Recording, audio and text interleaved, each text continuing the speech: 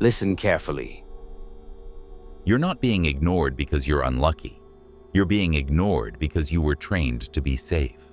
You were taught to be helpful, obedient, friendly, and predictable. The kind of man people can depend on and quietly control. And the moment you start thinking for yourself, the moment you stop asking for permission, a strange thing happens. The room changes temperature. Smiles tighten. Voices get softer. The good people start acting suspiciously. That is not your imagination. That is hierarchy, protecting its shape and your old role within it. You felt it at work. You stop volunteering for every extra task. You stop saying sure before you even know what you're agreeing to. You ask one clean question in a meeting. What's the real goal here, and who owns the outcome? Suddenly, your manager jokes about you overthinking. A teammate who used to message you daily goes quiet. Your name is missing from a project thread. You're not fired. You're being repositioned. Lower, safer. You've felt it in relationships. You stop over-explaining. You stop chasing. You stop writing long paragraphs to prove you care. You say calmly, "I'm not available for that." No yelling, no drama, just a boundary. And then you see it. The tests increase. The guilt comes out. They try to pull you back into your old role. The flexible one, the apologetic one, the man who pays the emotional tax to keep peace. You've felt it with friends and family. You decide you're not drinking this weekend, or you're saving money, or you're waking up early to train. And people who claim to love you start mocking your discipline. An uncle says, "You're acting brand new." A friend says, "Don't get all serious on us." Your cousin jokes, "Who do you think you are now?" They laugh, but it's not a joke. It's a leash. Machiavelli understood this centuries ago. He wasn't writing cute quotes for motivation posters. He was describing the raw mechanics of power. He saw that most social morality is really social control. He saw that status is protected by stories, by roles, by rewards and punishments. And he saw that independent minds are dangerous because they do not obey the script. If you have an independent mind, you are a threat to the hierarchy, especially if you are calm. Because calm independence is contagious, it makes other people question why they are still bending. In this video, you're going to learn about 7 kinds of people who fear independent minds and the laws behind their fear. Not because you need to hate them, not because you need to play childish games, but because you need to stop being naive. You need to see the pattern before it sees you. Many people will leave right here because they don't want reality. They want comfort. If you're still listening, you're serious. Put your phone face down and listen. If this hit you, write "I am the strategist" once in the comments, just to mark the day your mindset changed. Now let's get surgical. Independence isn't loud. It isn't rebellion. It's the quiet refusal to be managed by emotion, approval, or fear. And that simple refusal triggers certain personalities like an alarm, because their position depends on your compliance. You meet one of them at work, the gatekeeper. This is the person who lives on access. They control the calendar. They control information. They control who gets FaceTime with the boss, who gets the good shifts, who gets invited, and who gets credit. On the surface, they look organized and helpful. But their real power is the bottleneck. You've probably played their game without noticing. You ask them who to talk to. You ask them what the boss really wants. You ask them whether your idea is safe to share. You bring them little gifts, compliments, flattery, small favors. You do it because you think you're being political. But what you're really doing is confessing dependence. When you are dependent, you feed the gatekeeper. You keep them relevant. You also reveal your hunger, and hunger is a handle. The gatekeeper can delay you, confuse you, reward you, and punish you, all while smiling and pretending it's just process. An independent mind does something different. You verify, you document, you build direct lines. You don't gossip for updates. You look at the shared dashboard. You ask in the group channel, not in a private plea. You create options outside the gate, and the gatekeeper feels it immediately. Their little kingdom shrinks. Machiavelli would tell you that power is often less about force and more about dependence. Whoever controls your next step controls your state. If your progress requires someone's mood, you are not free. And once you're not free, you're not respected. So the gatekeeper fears you because you make their leverage irrelevant. You remove the toll booth. You don't beat a gatekeeper by attacking them. That's emotional, and it gives them a story. He's difficult. You beat them by becoming difficult to block. You keep your communications clean and public. You ask for ownership and timelines. You take notes. You follow up in writing. You become the man who can't be gaslit because he has receipts, not to threaten, to stay anchored in facts. Here is what happens next. The gatekeeper will try a soft punishment first. They forget to include you. They slow walk your request. They act confused. You respond the same way every time. Polite, direct, documented. Eventually, they either adapt and become a real all, or they expose themselves by escalating. If they escalate, you stay calm. You don't plead. You don't rant. You keep building direct connections and a portable skill set. In Machiavelli's world, the man with options is the man with power, because he can walk away without begging. Then there is the courtier. This is the person who survives by proximity to power, not by substance. They laugh at the boss's jokes. They repeat the boss's opinions with extra emotion. They monitor the room. They sense the wind and become the wind. They are not evil. They are invested in a hierarchy where approval is currency. The courtier fears your independent mind because it exposes their emptiness. If you can disagree without shaking, you remind everyone that agreement is often purchased, not earned.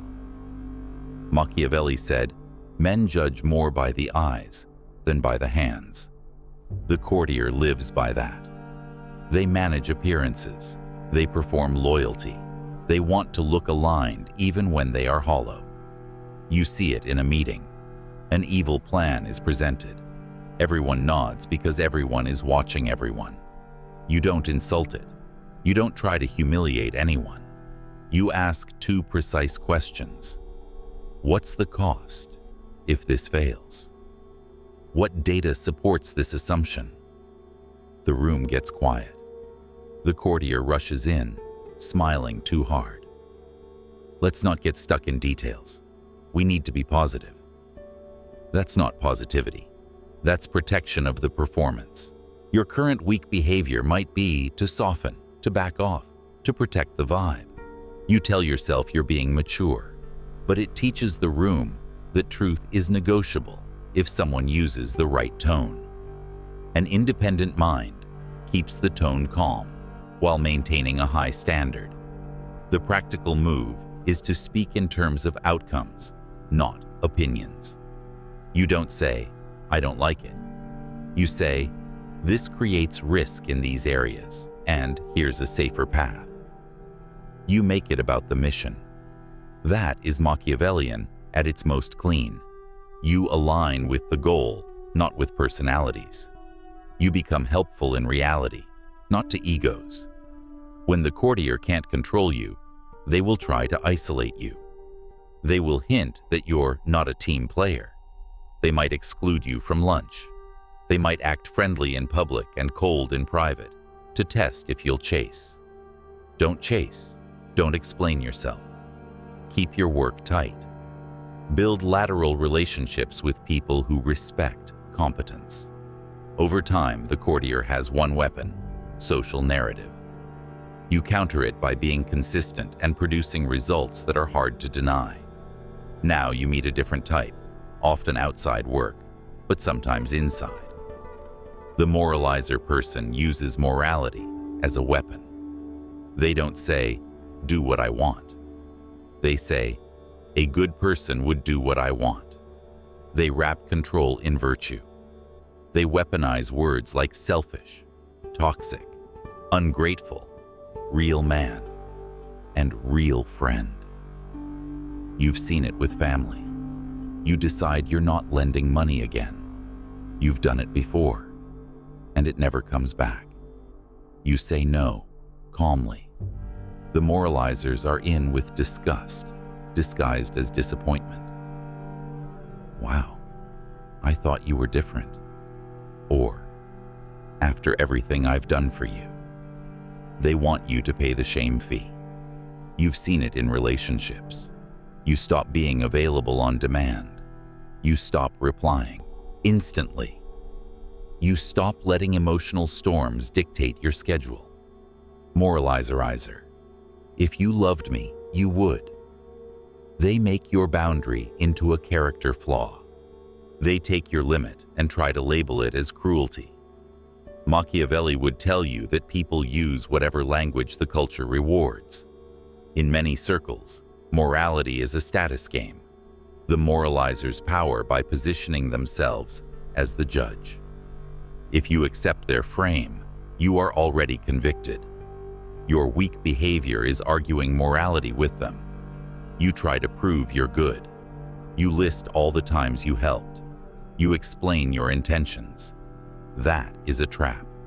The more you explain, the more they rewrite you.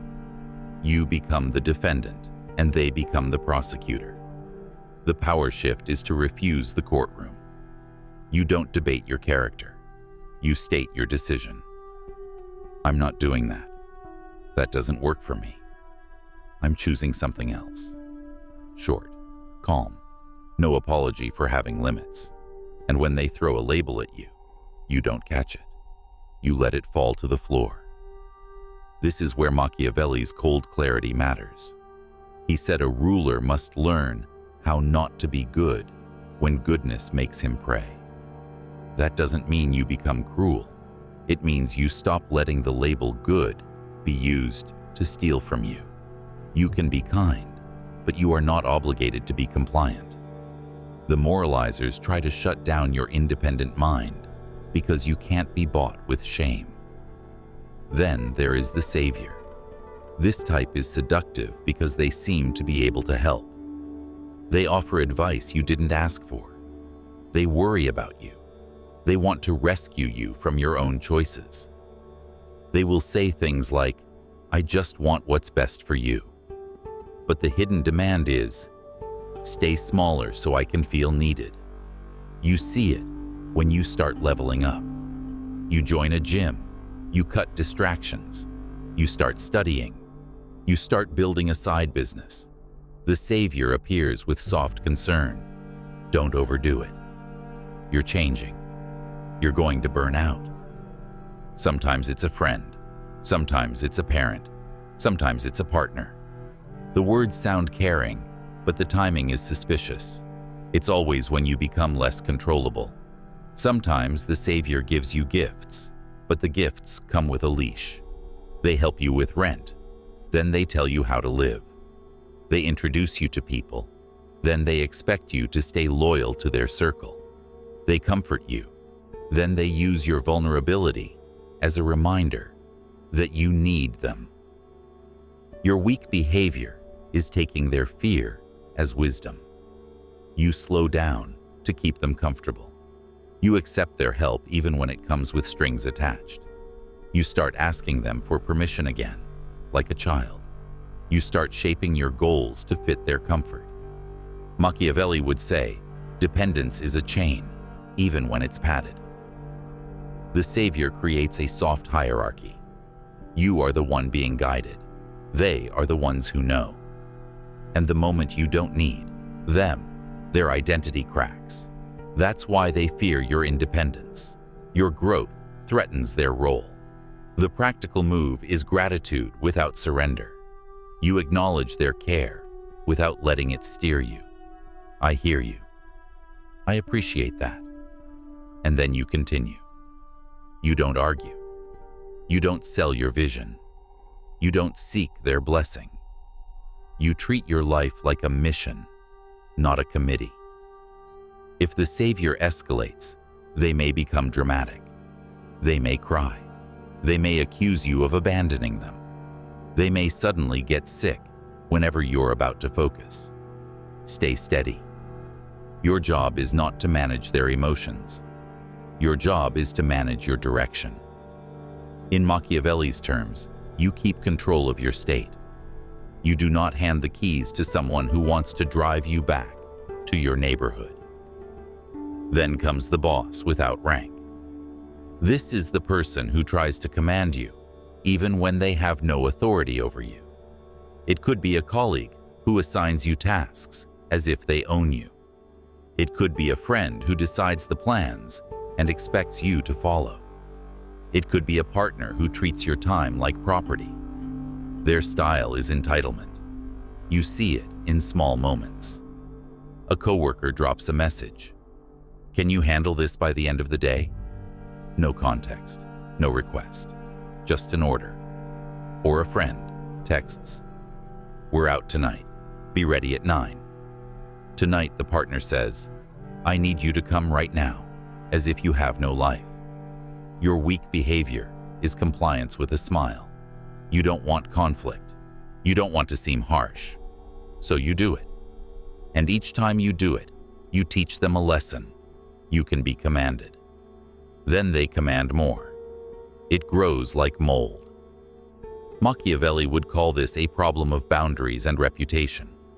If people believe you will tolerate disrespect, they will keep testing. Not because they are monsters, because human beings are opportunistic inside hierarchy. They press where it's soft. The power shift is controlled refusal.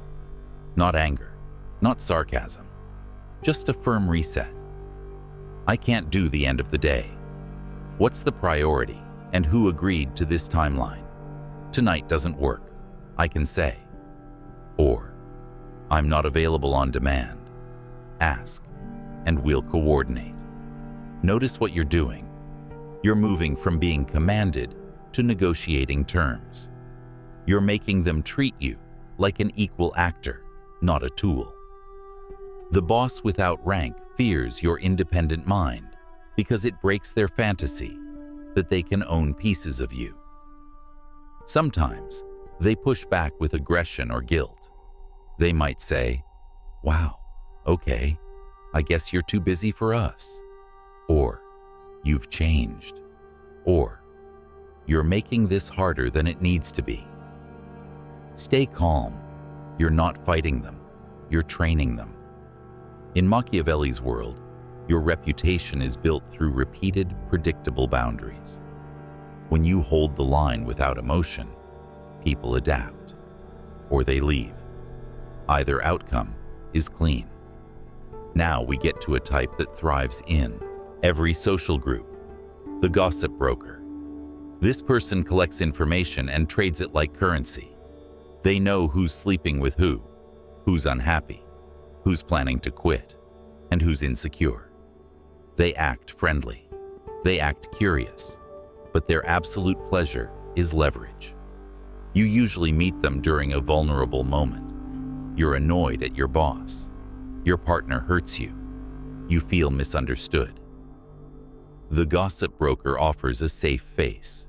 They say, tell me everything. You feel relief. You release pressure. And you don't notice that relief is the price of control.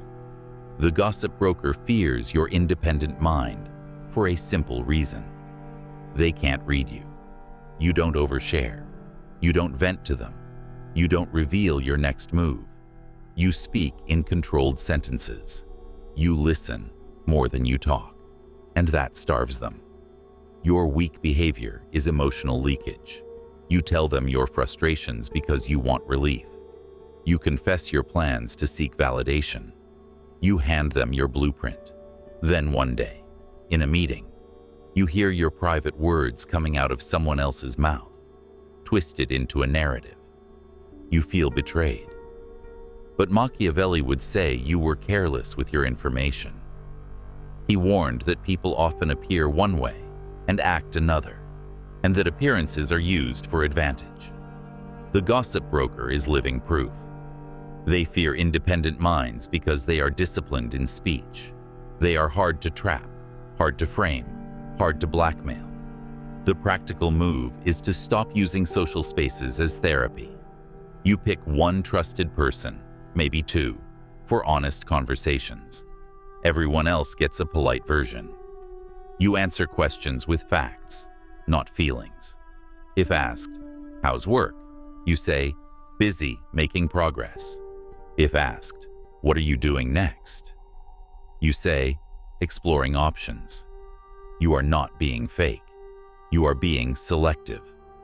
You also learn a silent skill, letting people talk themselves into revealing their motives. When the gossip broker presses for details, you ask a gentle question in return.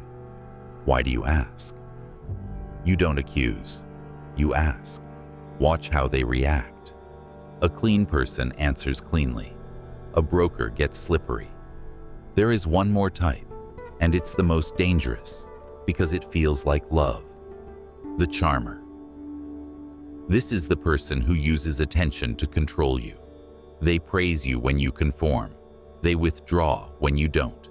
They make you addicted to their warmth. They don't always mean to, but the pattern is real. You see it in dating. When you cancel your plans to see them, they are sweet. When you keep your plans, they become cold. When you buy gifts, they glow. When you hold a boundary, they punish you with silence. You see it with friends. When you agree with their worldview, they include you. When you challenge them, they punish you with jokes and exclusion. You see it at work. When you flatter the leader, you get invited. When you speak the truth, you're not a fit. Your weak behavior is chasing the warmth. You start editing yourself. You start walking on eggshells. You start performing. That is the death of an independent mind. Your mind becomes rented. You stop asking what you want and start asking what will keep the temperature warm. Machiavelli said, "It is better to be feared than loved if you cannot be both." That line is misunderstood. It doesn't mean you should terrorize. It means love is unstable when it depends on moods and rewards. It means you should not build your life on approval that can be turned off like a light. The charmer fears your independence because you are no longer hungry for their validation. You can enjoy their warmth, but you don't need it to breathe. The practical move is to detach your self-respect from their reactions. You keep your schedule. You keep your standards. You don't negotiate your dignity for affection. If they withdraw, you don't panic. You don't chase. You observe. You let their behavior reveal their intent. That is the Machiavellian approach. Watch what people do when they don't get what they want. When you stop feeding the charmer, they often try one of two moves. They either intensify the sweetness to reel you back in, or they intensify the cold to punish you. Your job is the same either way. Consistency. You don't reward manipulation with panic. You don't punish them with drama. You stay stable. Stability is power because it makes you hard to steer. Now you might be thinking, so what do I do with all this? Am I supposed to be cold to everyone? No, you're supposed to be clear. Machiavelli was not telling you to become a villain. He was telling you to stop living in fantasy. He was telling you that incentives, structure, social life, and independent minds change incentives. Here is a deeper law that ties all 7 types together. They fear you because your independence makes you harder to place. Most people want you in a box. The helper, the sidekick, the clown, the loyal soldier, the scapegoat, the emotional sponge. When you step outside that box, they lose prediction, and in hierarchies, unpredictability is danger. So the real work is not fighting these people. The real work is removing the hooks they use, the hook of needing approval, the hook of needing to be seen as good, the hook of needing to be liked, the hook of needing to be required, the hook of needing to vent, the hook of needing attention.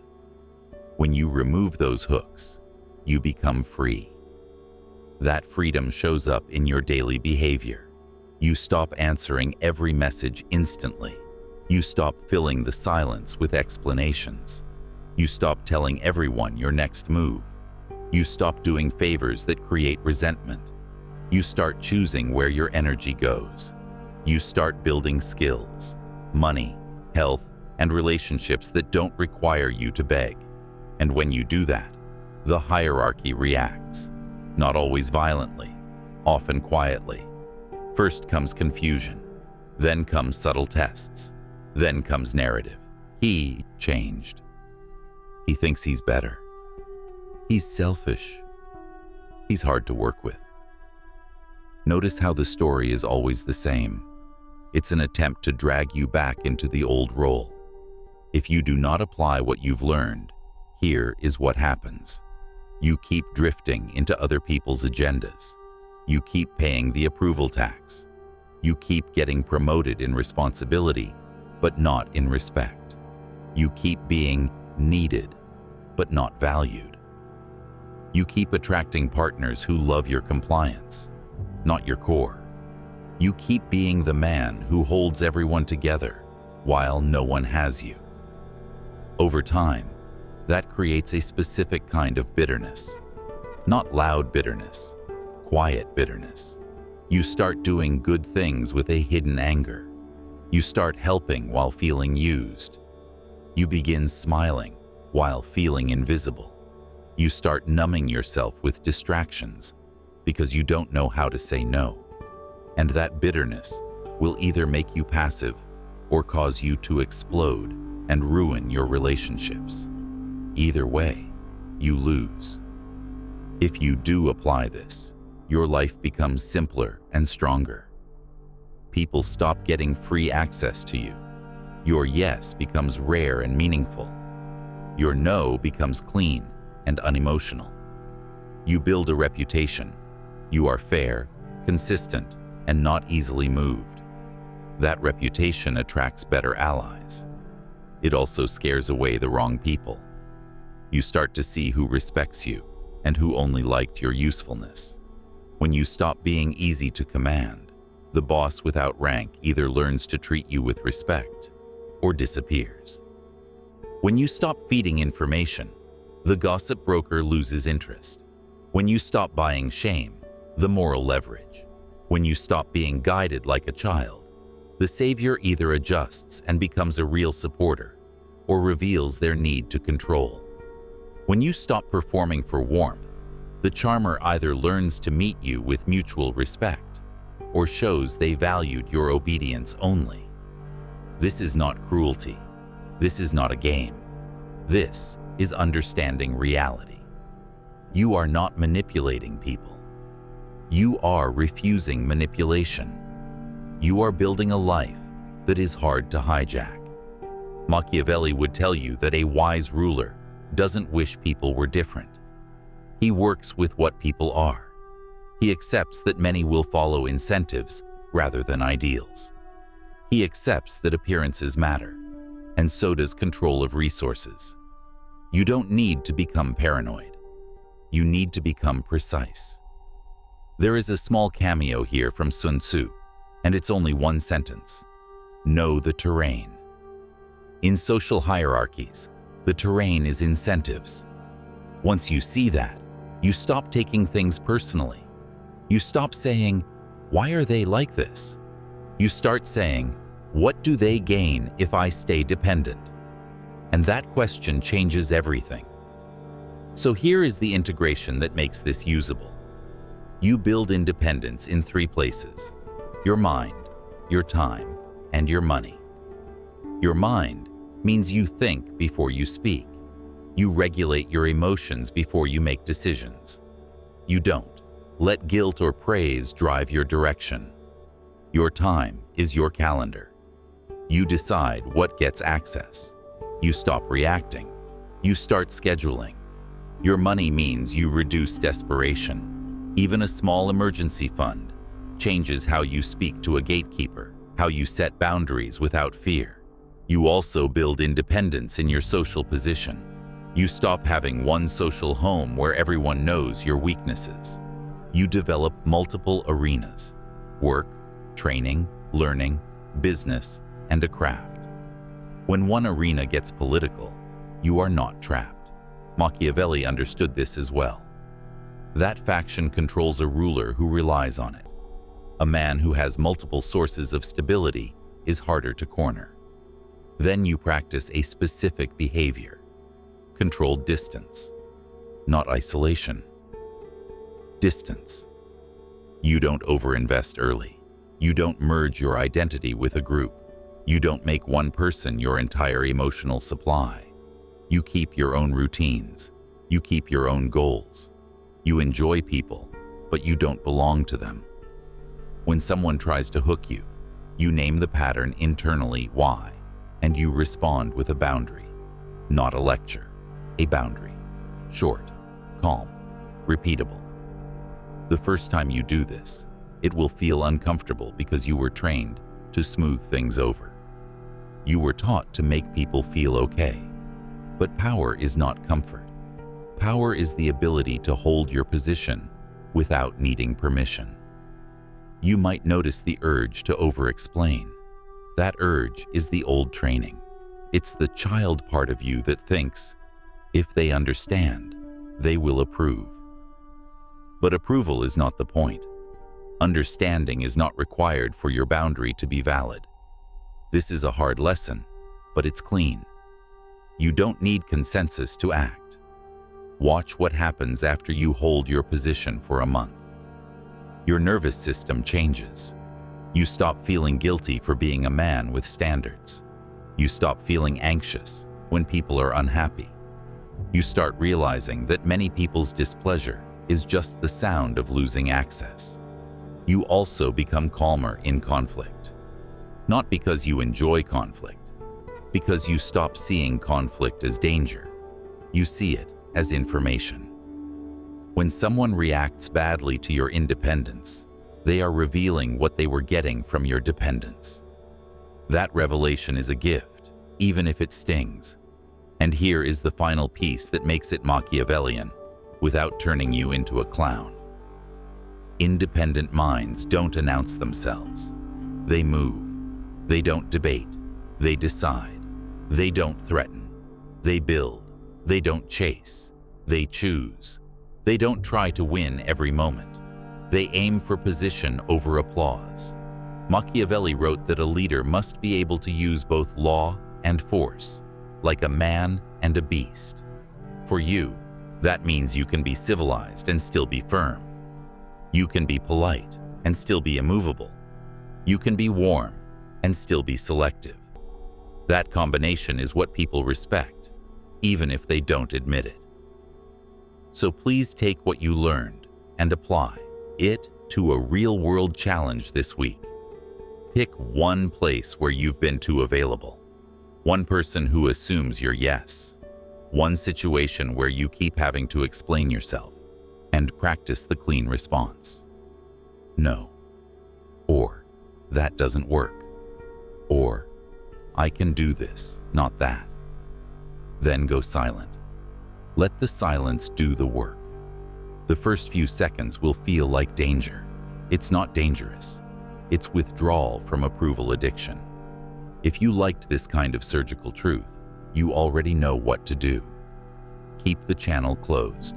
Share it with the one man you know who is still being trained to be nice instead of strong. And make sure you're subscribed. because this is the kind of knowledge that compounds. If this hit you, write, "I am the strategist," once in the comments, just to mark the day your mindset changed. Stay calm, stay sharp, stay independent, and remember the Machiavellian lesson. Your freedom is not given. It is built and defended in quiet decisions.